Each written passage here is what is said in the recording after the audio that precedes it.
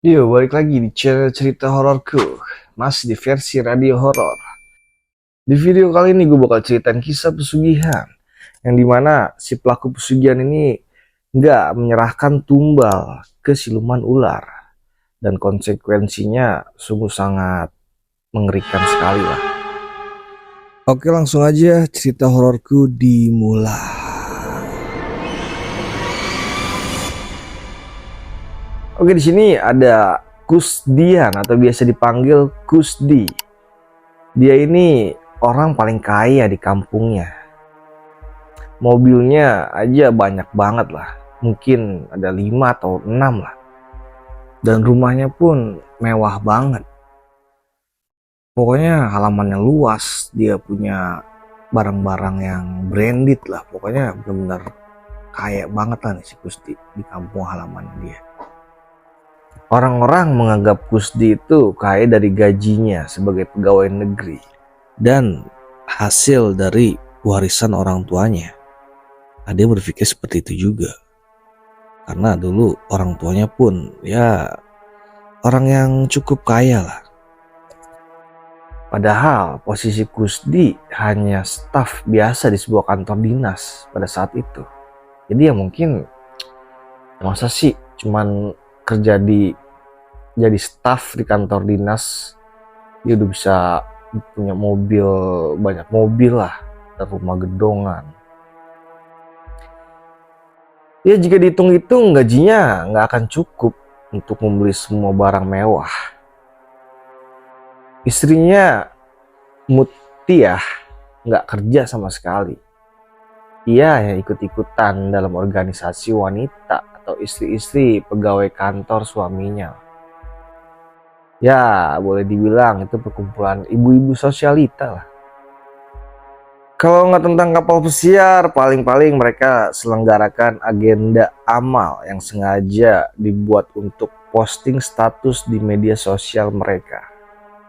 Semua itu dilakukan untuk sekedar pamer kekayaan belaka lah oleh istri-istri dari pegawai kantor suaminya itu. Nah, anak-anak Kusdi juga penuh kasus nih. Kusdi punya 2 anak laki-laki. Sebenarnya 3, tetapi yang ketiga itu tewas karena minuman oplosan saat usianya masih seumuran bocah SMP. Jadi sekarang cuma ada 2 anak laki-laki aja yang nggak kerja. Mereka berdua baru lulus kuliah lah beberapa tahun ini. Jadi ya cuma pengangguran aja, maksudnya di rumah aja mereka cuma foya-foya aja, mungkin menikmati kekayaan dari ayahnya yaitu si Kusdi ini.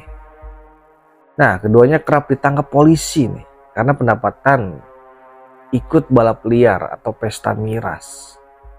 Tapi dengan uang yang dimiliki Kusdi, jadi ya anaknya sering banget lah atau dengan mudahnya lepas dari jeratan hukum. Ya Kusdi nyogok ke polisi lah, soalnya kan masih cuman ya kasus-kasus sepele lah, cuman miras sama balap liar gitu aja. Nggak ada yang kasus berat, jadi masih bisa lah ditutup atau diselesaikan dengan uang.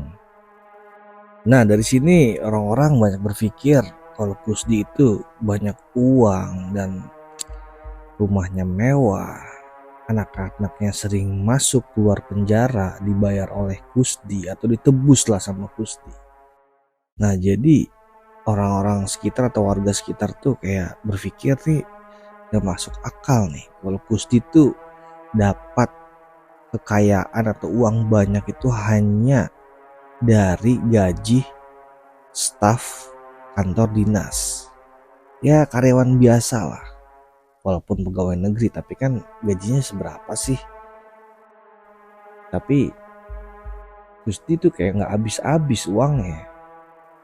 Dan belum lagi ada yang bilang atau ada yang berpikir lah kalau si Kusdi ini korupsi. Tapi kan masa sih korupsi cuman di bagian staf aja bisa korupsi gitu.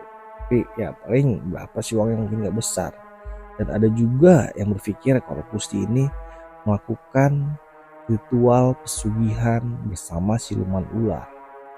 Karena beberapa lah warga sekitar saat malam Jumat melewati depan rumah Kusdi, mereka tuh pernah melihat sesosok ular besar melewati pagar rumah Kusdi. Dan ular besar itu tuh masuk ke dalam rumah Kusdi. Dan warga yang melihatnya itu kayak, itu ular beneran atau ular jadi-jadian? Soalnya logikanya kalau misalnya emang ular itu ular beneran, masa sih penghuni rumah itu nggak ngeh kalau ada ular sebesar itu, kayak Kusdi, istri dan anak-anaknya? Masa mereka nggak teriak minta tolong atau apalah karena ada ular besar sebesar itu masuk ke rumah mereka? Jadi kan kayak nggak masuk akal, itu ular kayaknya ular jadi-jadian.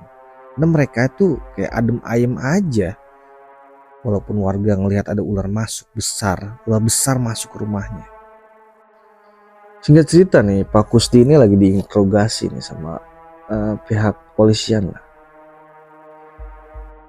Lebih baik Anda jujur kepada kami, Pak. Segerombolan preman yang ditangkap minggu lalu karena kasus pembunuhan mengatakan bahwa mereka dapat perintah dari Anda. Itu pernyataan yang dilontarkan penyidik kepolisian saat melakukan interogasi kepada Kusdi. Kusdi ditangkap polisi atas tuduhan pembunuhan berantai yang ramai akhir-akhir ini di desanya. Meski ia kuat di kampung halamannya sebagai pegawai negeri di sebuah dinas dan punya harta melimpah, Kusdi bukan apa-apa di kantor kepolisian daerah. Semua penyidik, perwira atau atasan-atasan di tingkat Polda tak ada yang mengenalnya. Ia hanya menjadi subjek hukum biasa di sana. Namun pengacara sewaan Kusdi memang pandai. Mungkin Kusdi menggelontorkan banyak uang untuk menyewanya. Walau begitu, rangkaian penyelidikan yang berlarut-larut itu tetap mengarahkan sangkaan yang kuat kepada Kusdi sebagai otak atau dalang pembunuhan berantai yang dilakukan oleh preman-preman bayaran. Seberapapun kerasnya tim pengacara Kusdi membela kliennya itu, atau seberapa besar pun Kusdi menyogok semua perangkat hukum di sana, ia tetap ditangkap dan didakwa sebagai otak di balik peristiwa pembunuhan berantai. Kusdi divonis penjara seumur hidup karena perbuatannya. Pertanyaan terbesar adalah, ada motif apa di balik kasus pembunuhan berantai tersebut? Hampir semua orang tak mengetahui dengan pasti. Namun, putusan hakim mengatakan bahwa Kusdi membunuh atas dasar hasutan makhluk gaib. Hampir saja ia dibawa ke rumah sakit jiwa karena itu. Ya, karena mungkin ada bisikan-bisikan dari makhluk gaib Kusdi. Namun tak ditemukan kelainan jiwa di tubuh Kusdi. Ia murni membunuh dengan keadaan sadar. Sejak saat itulah, dalam setiap forum cibiran, warga kompak mengatakan bahwa sumber kekayaan Kusdi berasal dari pesugihan. Oke, singkat cerita, Kusdi sering banget nih berteriak kesakitan. Tolong, sakit, tolong. Siapapun tolong, pergi kau, jangan dekati aku lagi, tolong pergi. Ya seperti itulah teriakan Kusdi tiap malam Jumat tuh, di dalam kamar perawatannya. Setelah dimasukkan ke dalam penjara, nyatanya Kusdi dianggap benar-benar punya gangguan mental. Akhirnya ia berhenti di kamar perawatan rumah sakit jiwa. Selalu saja setiap malam Jumat ia berteriak-teriak kesakitan.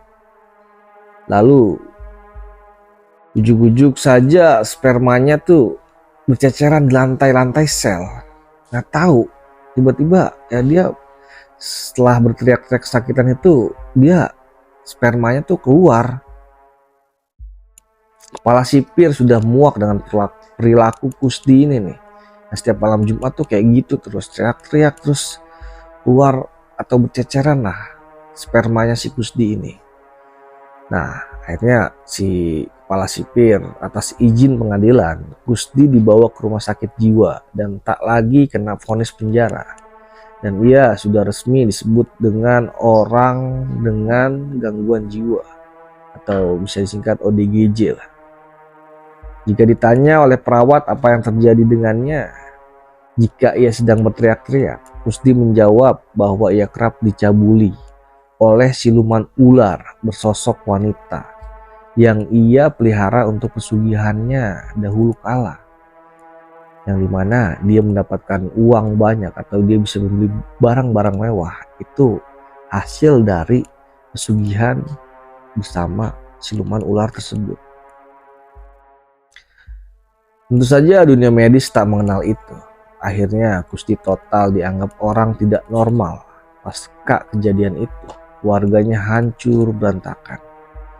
Putra pertamanya menghilang entah kemana akibat kasus narkoba. Putra keduanya juga berakhir di penjara karena menabrak orang hingga tewas dalam sebuah balap liar. Sedangkan istrinya Kusdi kini sudah berpaling hati nih dan menikah dengan pria lain. Ternyata setelah dalam penjara itu, Kusdi ini udah gak bisa ngasih lagi nih tumbal untuk si siluman ular itu. Makanya akhirnya si Kusdi sendirilah yang jadiin bulan-bulanan lah setiap malam Jumat tuh selalu dicabuli sama siluman ular tersebut. Harusnya kan si Kusdi setiap malam Jumat atau beberapa bulan sekali dia ngasih tumbal lah buat siluman ular itu. Nggak habis-habis itu Kusdi dibantai sama siluman ular itu. Bisa jadi anak yang pertama itu jadi tumbal juga sama si Kusdi. Dan akhirnya semua anaknya sekarang nggak jelas lah, karena mungkin memakan uang hasil dari pesugihan si Kusdi ini. Dan sekarang istrinya pun meninggalkan Kusdi begitu aja, karena ya siapa yang mau ya kan mendampingi suami yang sudah berada atau sedang sakit jiwa, udah jadi orang gila lah. Apalagi saat tahu istrinya kalau si suaminya ini melakukan ritual pesugihan dan otak atau dalang dibalik pembunuhan berantai di desanya tersebut.